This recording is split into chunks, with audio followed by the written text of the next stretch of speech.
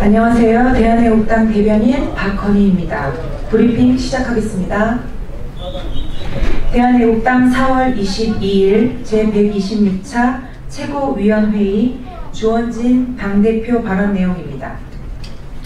박근혜 대통령 형 집행정지를 요구하는 대한애국당 태극기 집회를 왜곡 보도한 언론 방송. 대한민국의 언론 방송이 민노총에 장악되어 있는 것을 잘 아실 것입니다. 그런데 문재인 정권이 민노총을 앞세워서 언론, 방송을 장악하고 좌파 독재 정권의 나팔수가 된 언론, 방송을 보며 참담함을 느끼고 있습니다. 비판은 사라지고 좌파 독재 정권의 신여로 몰락하여 왜곡, 편파 보도만 일삼고 있는 언론, 방송에 국민들은 분노하고 있습니다.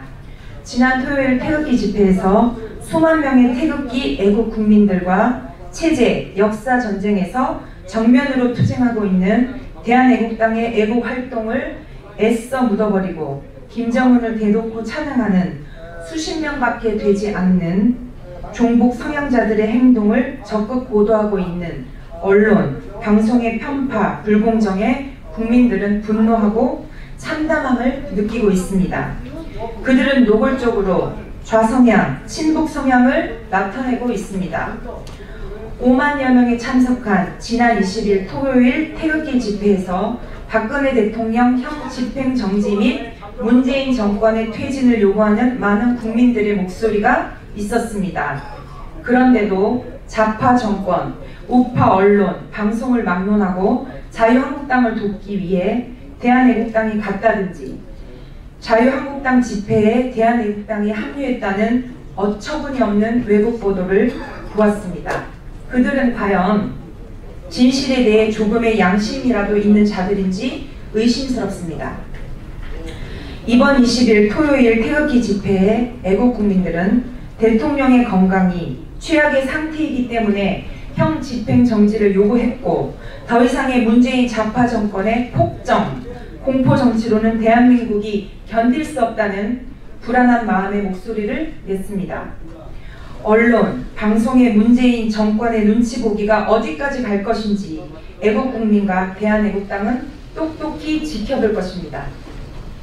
다음 내용입니다. 문재인 좌파 정권의 신적폐가 모여 이 정권은 곧 무너질 것.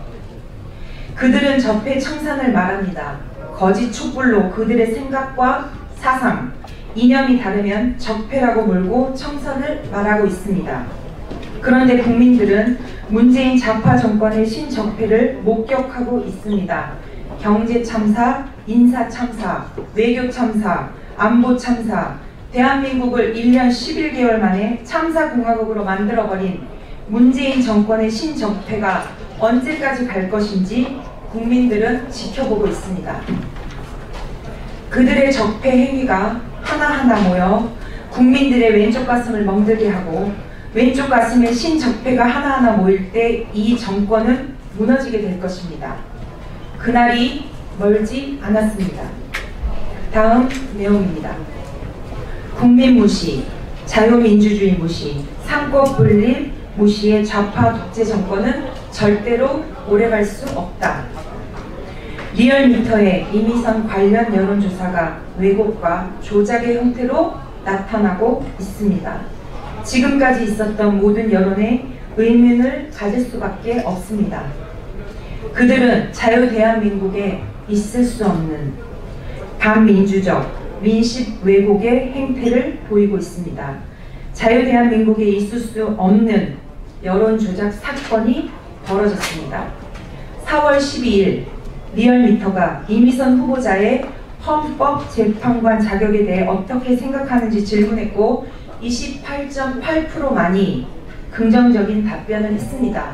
그런데 불과 5일 후에 문재인 대통령이 이미선 후보자를 헌법재판관으로 임명하는데 어떻게 생각하느냐고 문항을 바꿔 설문조사를 했습니다.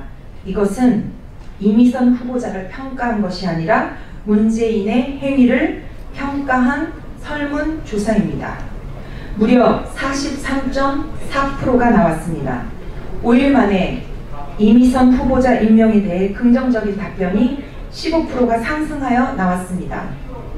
이것이 이미선 후보자의 해명에 따른 영향이라고 말하는 리얼미터는 대한민국을 바보로 보고 있는 것입니다. 드루킹 사건에서 박근혜 대통령에 대한 여론 조작으로 충격을 받고 있는 와중에 리얼미터가 민심 왜곡의 형태로 문재인 좌파 정권의 비맞추기에 나서고 있는 것을 용서할 수 없습니다. 어느 국민이 앞으로 여론조사 기관의 여론을 믿을 수 있겠습니까? 많은 애국 국민들은 여론조사 기관이 심각하다고 말해왔었습니다. 항목을 이렇게 바꾸면서까지 결과를 도출하려 하는 그들의 왜곡, 반민주적 행위에 대해 국민들의 심판이 분명히 있을 것입니다. 박근혜 대통령의 대통령 후보 당시 갤럽의 행태를 우리는 알고 있습니다. 갤럽의 행태를 답습하고 있는 리얼미터에 경고합니다. 거짓 촛불로 선거를 승리하고 언론, 방송 장악과 여론 재판식으로 입법부를 무력화시키고 무리한 적폐청산을 무기로 선거관리위원회와 대법원, 헌법재판소를 차례로 그들의 도구를 만들어버린 문재인 좌파 정권의 형태, 도저히 용서할 수 없습니다. 좌파 정권의 부역자로 몰락해버린 그들의 국민의 무시, 그리고 자유민주주의의 무시, 삼권 분립 무시, 좌파 정권은 절대로 오래갈 수 없습니다. 신적폐를 하는 좌파 독재 정권의 적폐가 산을 이루고 있습니다. 신적폐가 언젠가는 국민의 심판을 받을 것입니다. 국민의 저항이 반드시 있을 것입니다. 다음 내용입니다.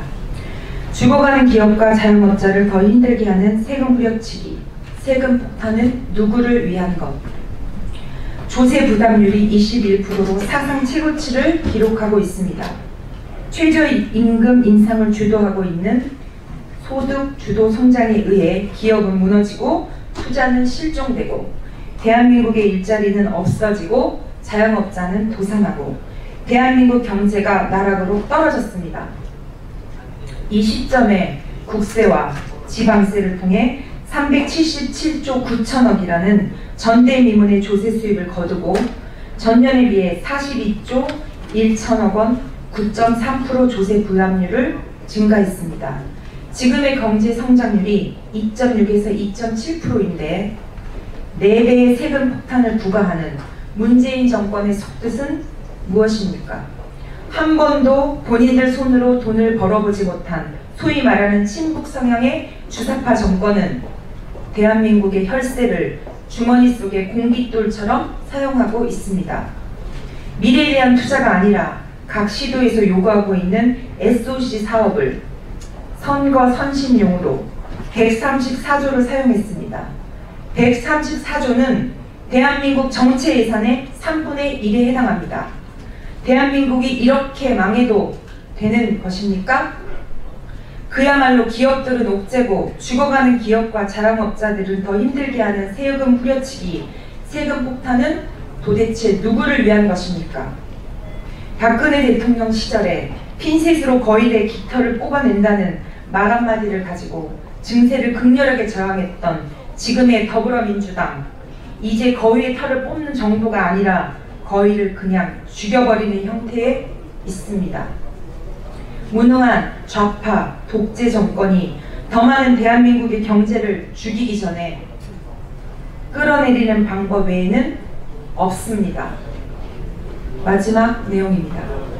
박근혜 대통령이 더 이상 견딜 수 없는 건강의 상태가 왔다는 것. 4월 24일 오후 3시 서울중앙지검 앞 형 집행정지 촉구 제120자 태극기 집회. 박근혜 대통령에 대한 형 집행정지 신청이 되었습니다. 언론의 보도에 의하면 25일, 26일 양일 중에 결정이 된다고 합니다. 중요한 것은 박근혜 대통령의 석방이나 사면이 되는 것이 아닙니다. 보수 농객이라는 분들이 박근혜 대통령이 왜 지금의 좌파 정권에 굴종하느냐, 이런 말 같지 않은 얘기를 하고 있습니다. 다시 한번 분명하게 말씀드립니다. 박근혜 대통령은 견딜 수 없는 아픔, 불에 댄 것 같은 아픔, 칼로 베는 것 같은 아픔에 잠을 주무시지 못하고 정상적인 식사를 못하는 상태에서 더 이상 박근혜 대통령을 병원에 모시지 못하면 감옥에서 돌아가실 수도 있는 절박한 상황에서 유영아 변호사가 형 집행을 신청한 것입니다. 이런 형 집행 정지를 뜻하는 것은 박근혜 대통령이 더 이상 견딜 수 없는 건강의 상태가 왔다는 것입니다. 이렇게 보수를 자처하는 사람들이 거기에 대해 이렇다 저렇다 얘기를 하는 것은 박근혜 대통령을 감옥에서 돌아가시게 돼도 된다는 것입니까? 박근혜 대통령께서는 석방을 해달라고 얘기하는 것이 아닙니다. 유영아 변호사가 박근혜 대통령의 사면 석방을 얘기가 아닙니다. 견디기 힘든 아픔을 병원에서 고치고 정상적으로 병을 고쳐야 한다는 절박한 마음에서 나온 것입니다. 대한애국당 동지들과 애국국민들은 박근혜 대통령의 건강에 대한 절박한 상황들을 이해해 주실 것을 부탁드립니다. 형 집행정지 신청을 전 국민적으로 지지하는 그러한 운동을 전개할 것입니다. 아울러 4월 24일 이번 주 수요일 오후 3시에 형 집행정지 지지 및 촉구 제120차 태극기 집회를 서울중앙지검 앞에서 갖도록 하겠습니다. 2019년 4월 22일 대한애국당 대변인실